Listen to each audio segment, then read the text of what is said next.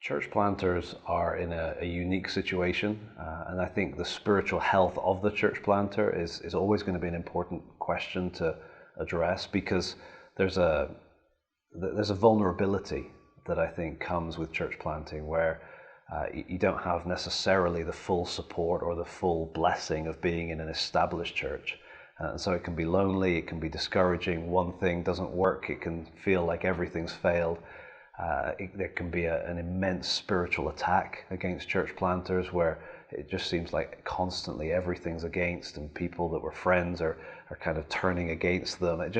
There's an intensity to church planting. And so how can a church planter maintain their spiritual health? Well, one thing I think is critical is that my identity does not come from this church. My identity is not based on my success in starting this church. My identity is in Christ. And so it sounds simplistic, it sounds obvious, but it's really going to be in the context of relationship with the Lord, with my personal walk with Him, but not my individual walk with Him.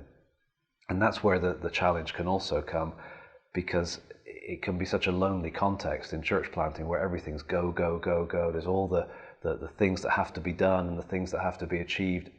And yet in the midst of that, we need to make sure that there's also the fellowship for the planter as well as for others in the group. And so having time with others around the Bible, praying together, enjoying life with each other, with the Lord, I think individually and corporately, health is going to come from the relationships.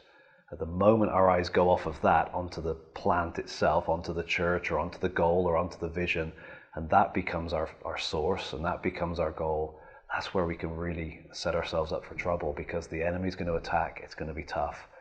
So relationship with the Lord and relationship with the Lord with others, to me, is the only source of spiritual health that can maintain through the challenges of church planting.